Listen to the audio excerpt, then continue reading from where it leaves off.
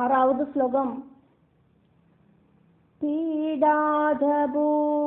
ഭയം ജ്ഞാനപ്രാപ്തിക്രമാത് ഫലം പുരാണശ്രവണേ ചക്രം ശോധയേത് ശിവഭാഷിതം.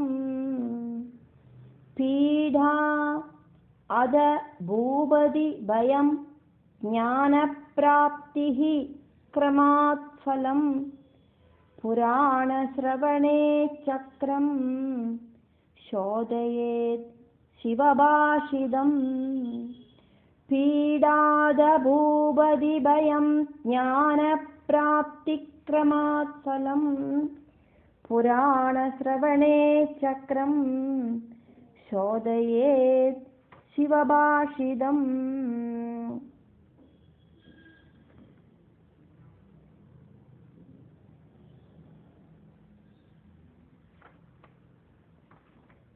காரியசித்தி வரைக்கும் முடிஞ்சு அதுக்கப்புறம் சுகப்பிராப்தியும் வரைக்கும் ஆக்கும். இதுக்கு முன்னால இருக்கிற 5வது ஸ்லோகத்துல பார்த்தோம். இந்த 6வது ஸ்லோகத்துல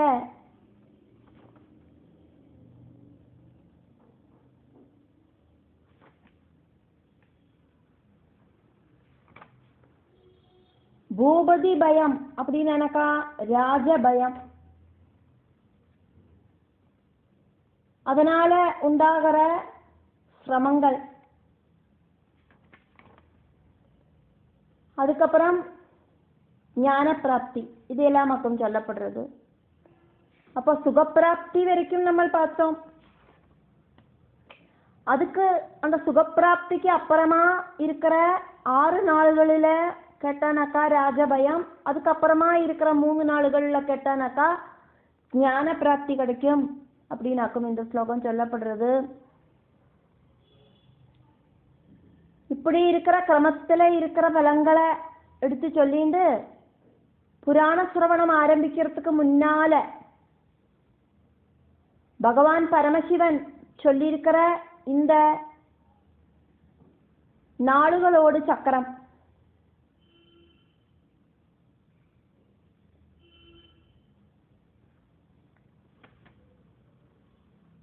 சோதையேது அப்படின்னாக்கா நன்னா பரிசோதனை பண்ணிட்டு ஆரம்பிக்கணும் அப்படின்னாக்கும் சொல்லப்படுறது. இப்போ நவாகமாயிட்டு சொன்னாலும் சப்தாகமாயிட்டு சொன்னாலும் இப்படி ஆரம்பிக்கிற நாளுகள் குரு பகவானிலேருந்து, குரு பகவான் நிற்கிற நட்சத்திரத்திலேருந்து ஆரம்பிச்சு அந்த நாளுகளை கவுண்ட் பண்ணி அதில் ஸ்ரேயஸாக இருக்கிற நாளுகளில் ஆரம்பிக்கணும் அப்படின்னாக்கும் இந்த 2 ஸ்லோகங்கள் வழியா எடுத்து சொன்னது. ஸ்லோகம் 7. அதவா பிரீதயே தேவ்யா நவராத்திர சதுஷ்டயே ஸ்ருணுயாதன்யமாசேபி திதிவாரர்ச்சோதிதே.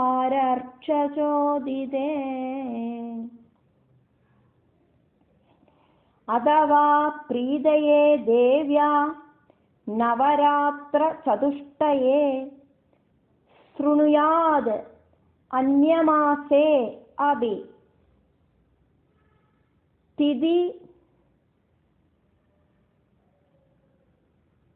வாரஹா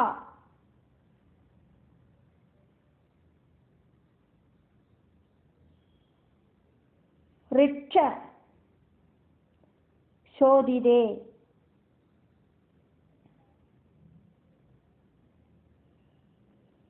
அதவா பிரீதயே தேவ்யா நவராத்திர சதுஷ்டயே ஸ்ருணுயாதன்யமாசேபி திதிவாரர்ச்சோதிதே.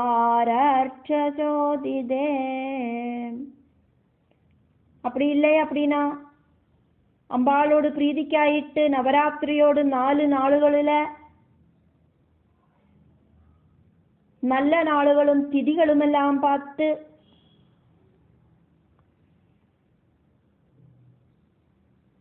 அதே மாதிரி வேற மாசங்களிலையும் இப்படி இருக்கிற அம்பாளோடு நவாகத்தை காது கொடுத்து கேட்கலாம் அப்படின்னாக்கும் சொல்லப்படுறது.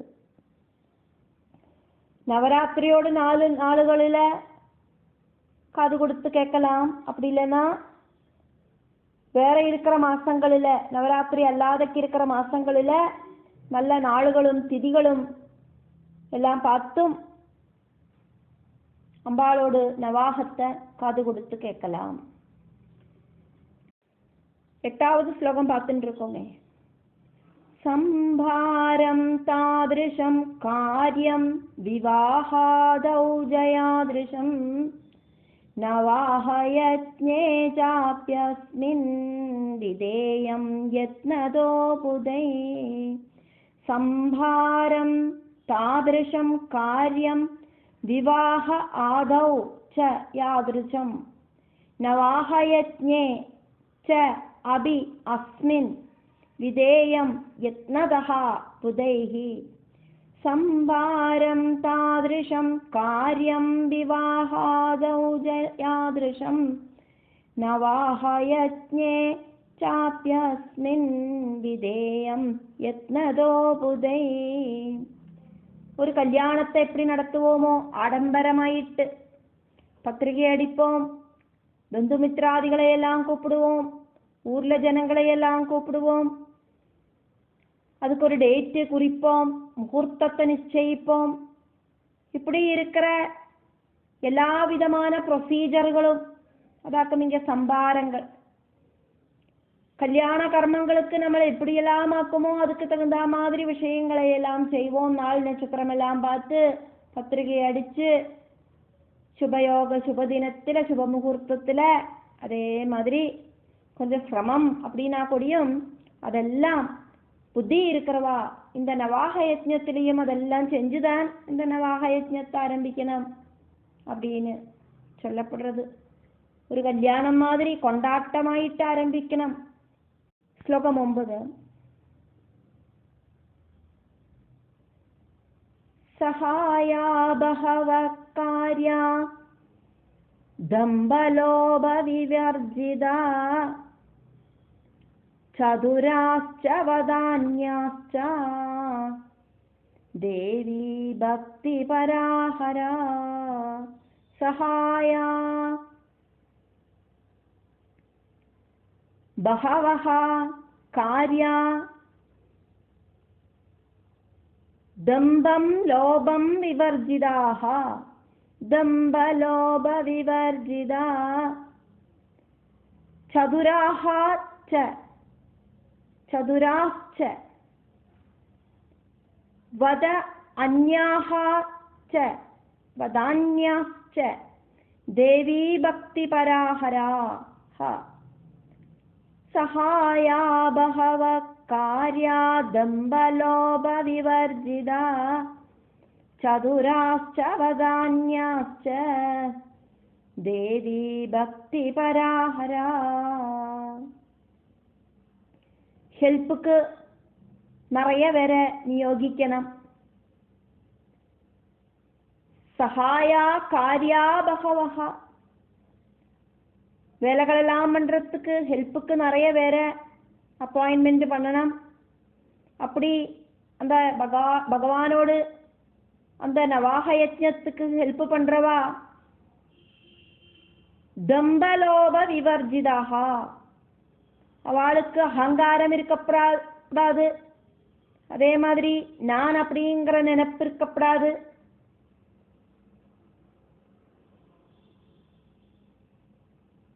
தேவி பக்த பராஹராக, தேவியில பக்தி இருக்கிறவாளா இருக்கணும், சிரேஷ்டர்களா இருக்கணும்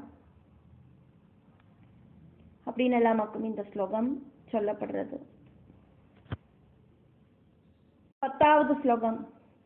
பிரேஷ்யாயத்னேன வார்த்தேயம் தேசே தேசே ஜனே ஜனே ஆகந்தவ்யமிஹாவஷ்யம் கதா தேவ்யா பவிஷ்யதி.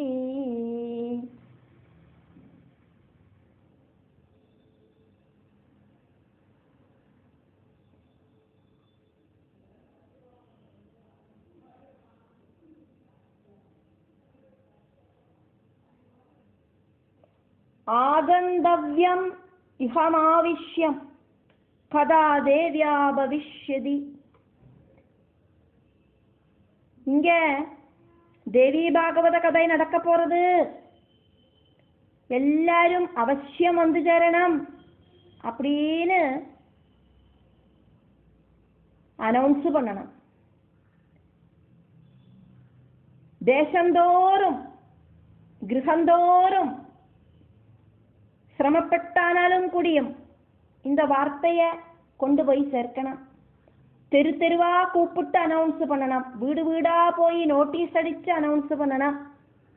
இப்படி தேவி பாகவத கதை இன்னிடத்துல நடக்க போறது, எல்லாரும் குடும்ப சமேதம் வந்து சேருங்கோ, அம்பாளோட கதைய கேளுங்கோ காது கொடுத்து அப்படின்னு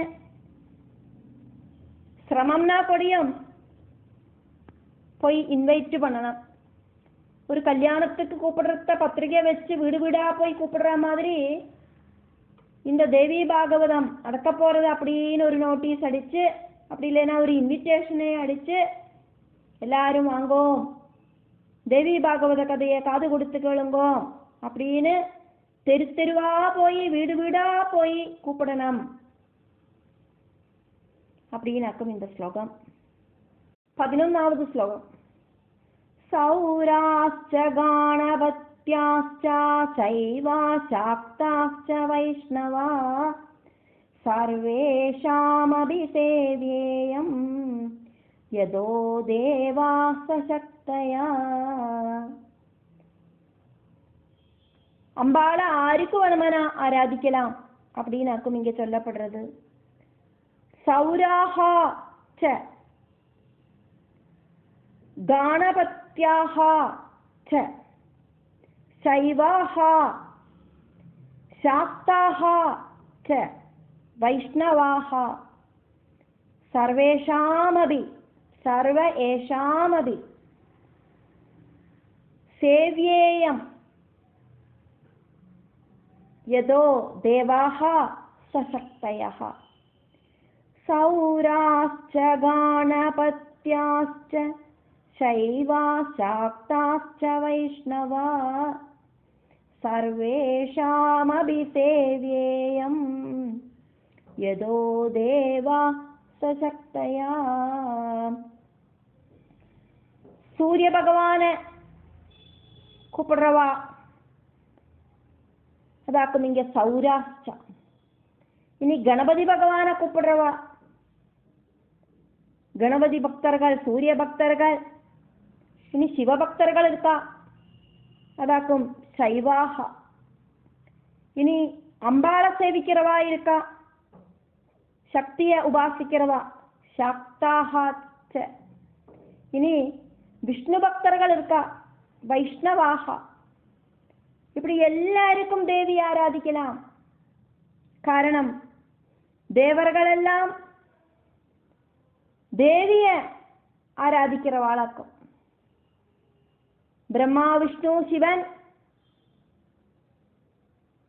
இப்படி அத்தனை தேவர்களும் அம்பாளை பூஜிக்கிறான்.